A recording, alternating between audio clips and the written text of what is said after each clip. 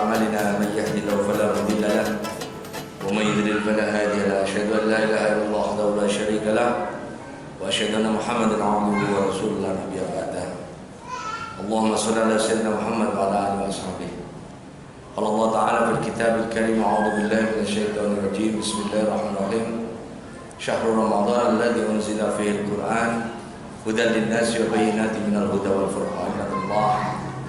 Alhamdulillah, kita bersyukur kepada Allah Ta'ala karena Allah berikan kesempatan pada kita bisa ketemu dengan satu bulan yang setiap detiknya, setiap menitnya, setiap jamnya, setiap harinya banyak Allah berikan kebaikan-kebaikan, fadilah-fadilah bagi siapapun dari umat baginda Nabi Muhammad SAW yang berhasil memanfaatkannya, insya Allah keluar dari Ramadan ini menjadi manusia yang baru, manusia yang bertakwa kepada Allah Subhanahu wa taala dengan takwa yang sesungguh-sungguhnya. Amin ya rabbal alamin.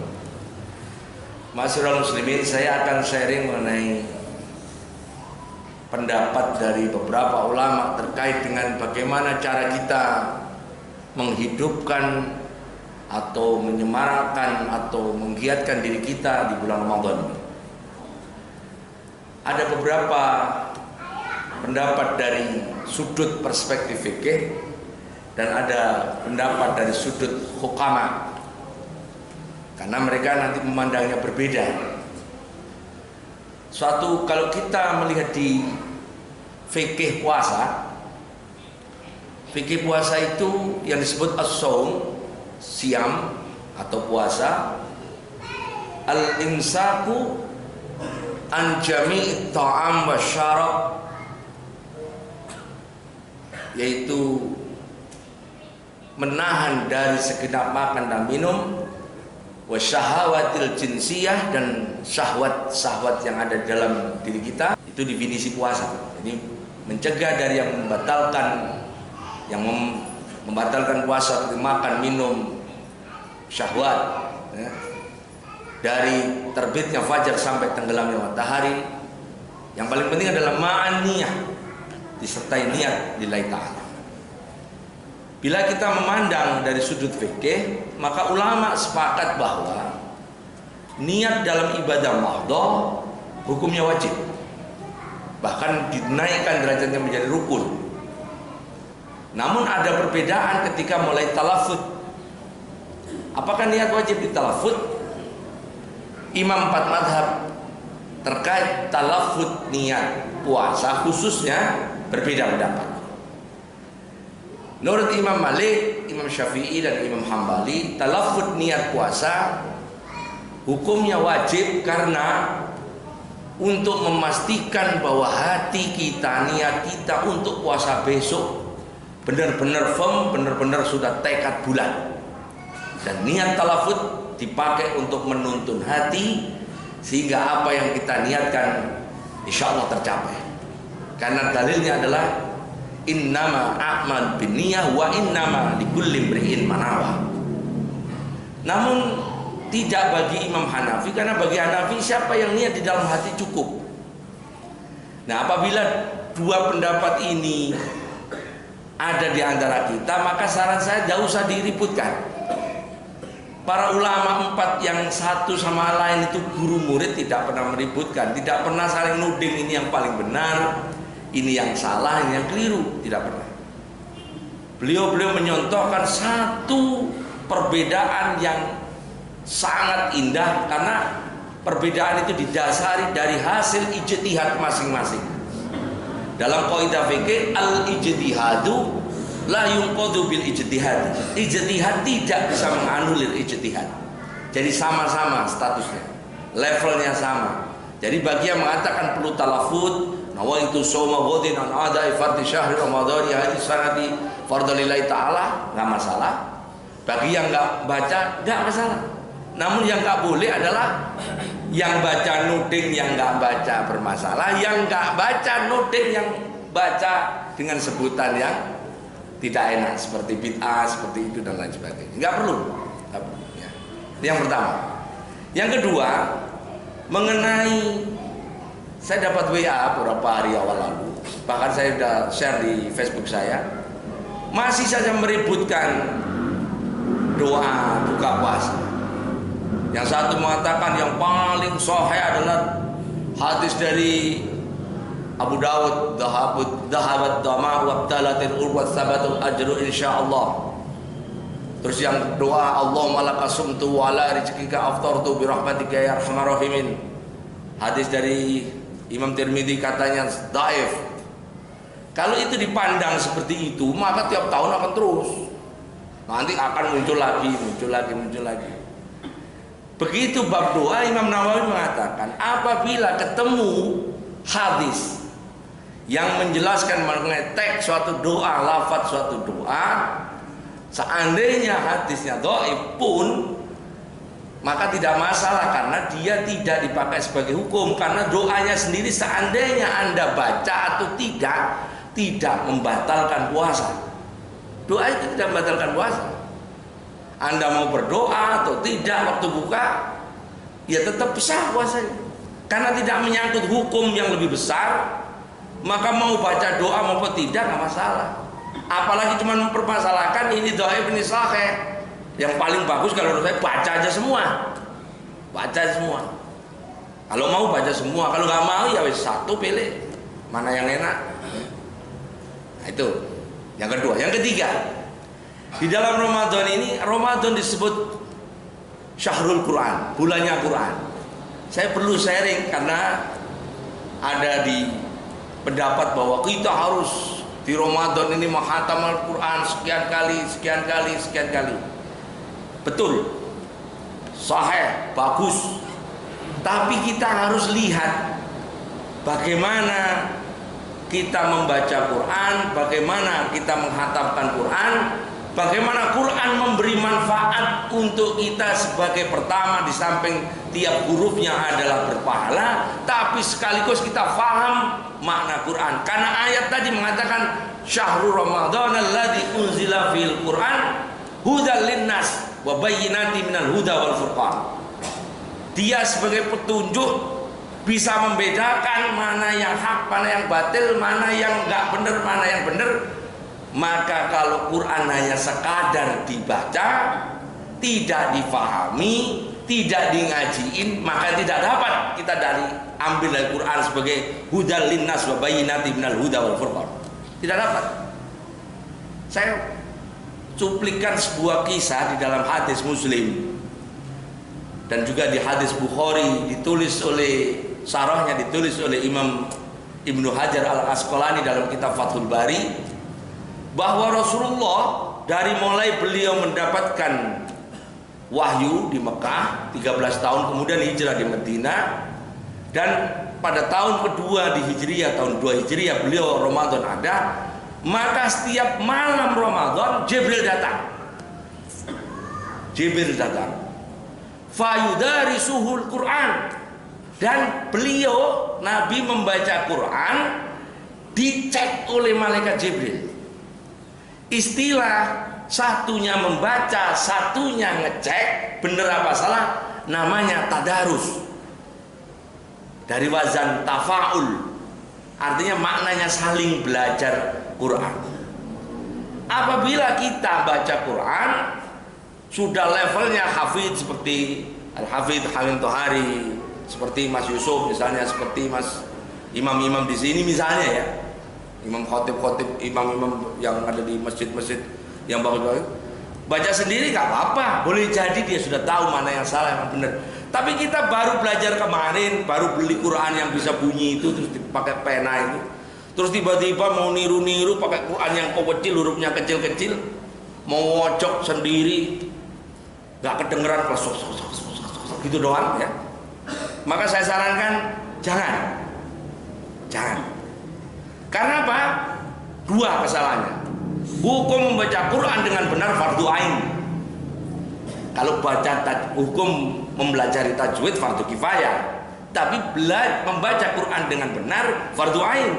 Maknanya boleh jadi orang yang benar baca Quran tidak tahu namanya. Apakah ini gunnah? Apakah ini iqlab? Apakah ini mad lazim mustaqbal kilmi? Apakah ini mad tabi'i? Apa ini ifa? Boleh jadi nggak tahu namanya, tapi benar bacanya, nggak apa-apa.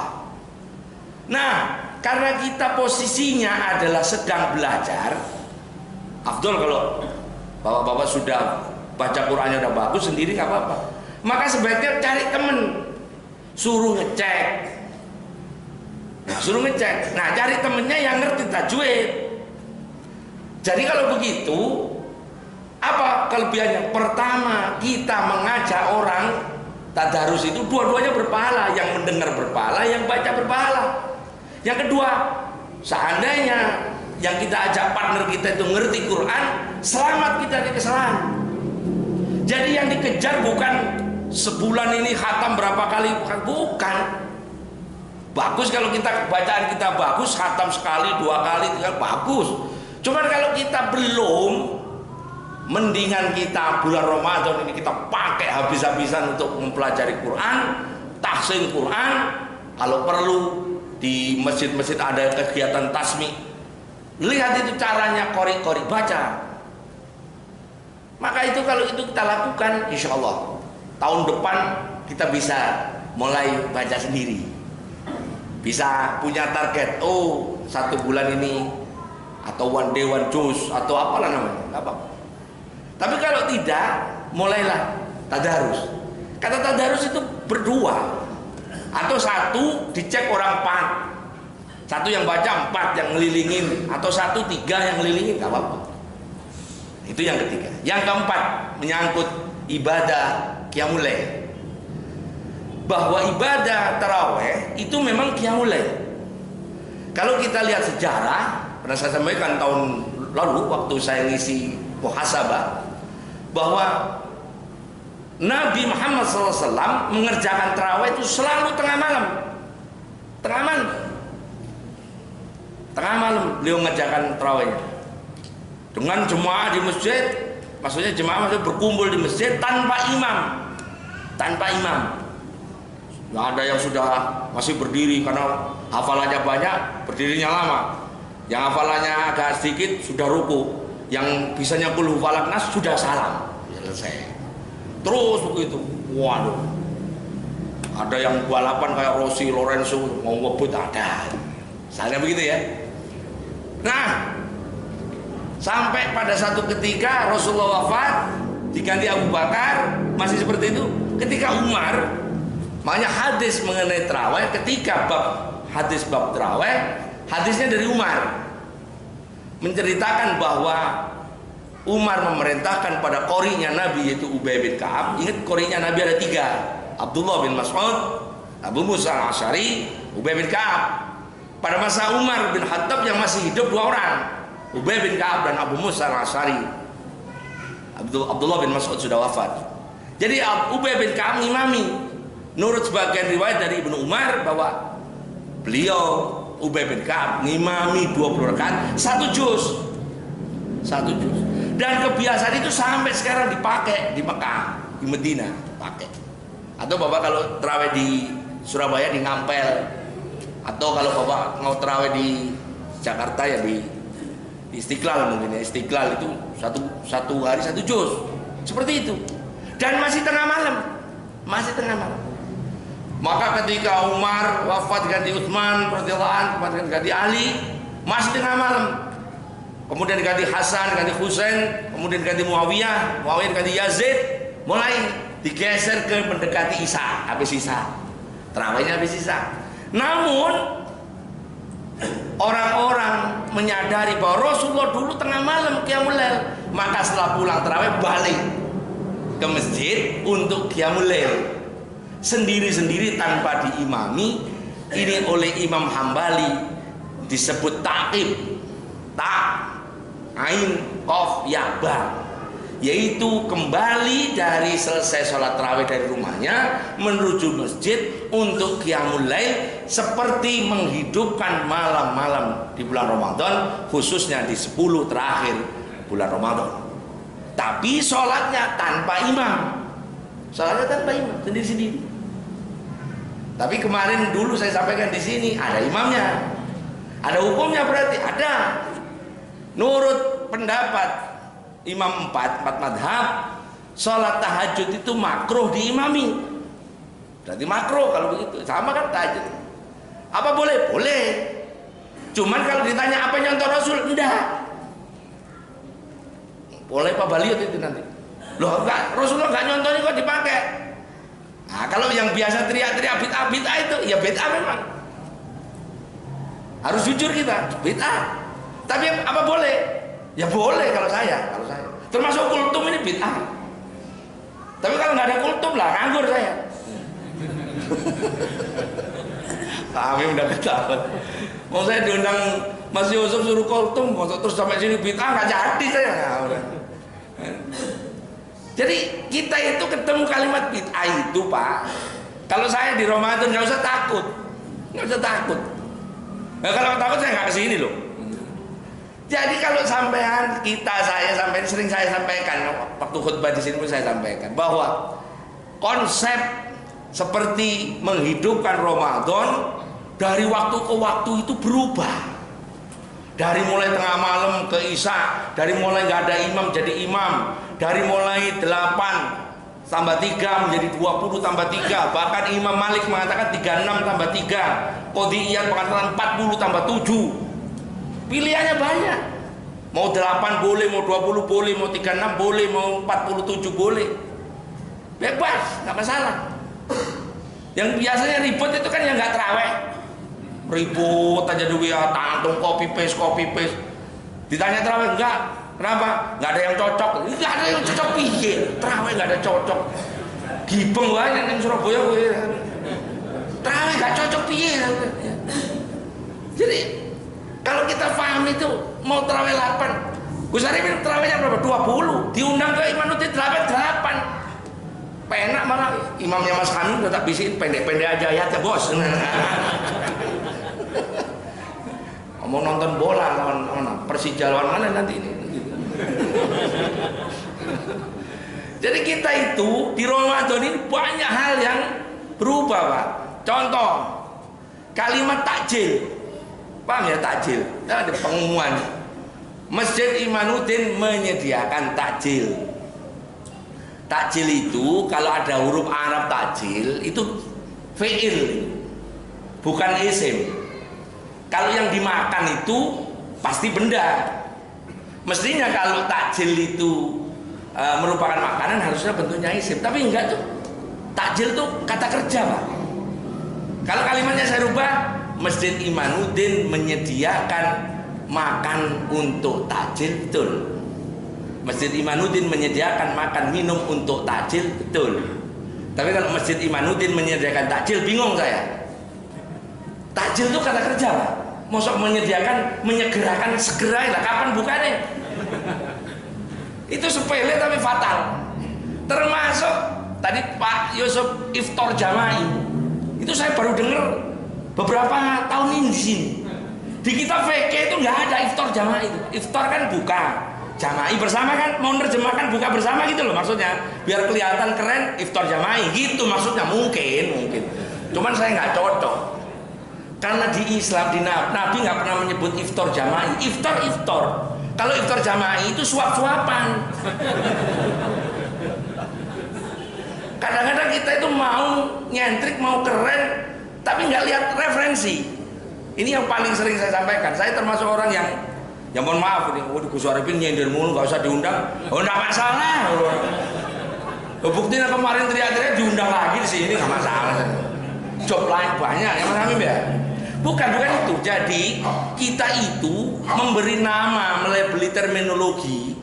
Perhatikan pertama, ada nggak itu rujukannya? Kalau ada pakai. Kalau enggak, berarti saya bisa sebut ini baru bahasa Arabnya bid'ah, baru bahasa Inggrisnya innovation, bahasa Indonesia inovasi. Jadi iftar jama'i itu inovasi garis miring bid'ah. Loh. Kalau kullu bid'ah dolalah, kullu dolal benar. Iftar jama'i mlebu neraka kabeh. Ngono kowe ngerti ora? Lah orang iftar jama'i, Bintaro iftar jama'i, BSD seluruh iftar jama'i mlebu neraka kabeh, sing nuduh-nuduh bid'ah masuk surga sendirian, tolak gitu, masuk neraka. Karena tak punya teman di surga, masuk neraka sekalian. Itu loh. Jadi kalau kita paham Pak, istilah berubah terus. Itu yang Qiyamul Lail itu pun saya tahunya di sini Pak. Mohon maaf. Pondok saya yang di Tulungagung, pondok saya yang di Sidoarjo, yang di Gresik, nggak ada itu malam-malam mau jamaah, nggak ada. Nggak ada, sholat sendiri-sendiri. Tapi kembali saya katakan, boleh. Tapi sampai harus siap ditanya orang. Ustadz Yusuf, apa itu dalilnya? Aneh niru di masjid. Oh no, jangan niru, itu namanya copy paste. Jangan niru, harus tahu ini ayat kitabnya, babnya ini, halamannya ini, yang ngarang saya ini, terbitannya ini. Harus bisa sebut gitu. Nah, kalau supaya mau, nanti kalau mau untuk ini 10 hari terakhir ke rumah saya tak siapin jawabannya. Tapi nggak gratis, enak aja ngawur. Nyiapin jawaban pertanyaan sulit ya, kan nyari belajar ya. Gratis tenang aja. Yang terakhir, begitu terawih kita paham. Terawih itu adalah lambang atau wujud dari cara kita menghidupkan Ramadan. Nah, kalau terawih itu sebagian dari cara kita menghidupkan Ramadan, berarti menghidupkan Ramadan di samping terawih ada amal-amal lain. Maka kalau kita masih bisa terawih, kita syukuri, mudah-mudahan terawih kita menjadi terawih yang diterima oleh Allah Ta'ala. Dan kita juga berdoa mudah-mudahan Allah panjangkan umur, kita bisa ketemu Ramadan yang akan datang. Dan insya Allah kita semua yang hadir dilunakkan hatinya, lapang dada pada orang yang berbeda keyakinan, berbeda mazhab. Maksud saya tidak sekedar tidak gampang menuduh orang lain keliru. Mari kita cek diri kita, mudah-mudahan kita semakin hari semakin baik. Insya Allah kita di suatu waktu menjadi orang-orang yang benar-benar dicintai oleh Allah karena ketakwaan dan kesalehan kita semua. Allahumma fiq ila aqwamit thariq. Assalamualaikum warahmatullahi wabarakatuh.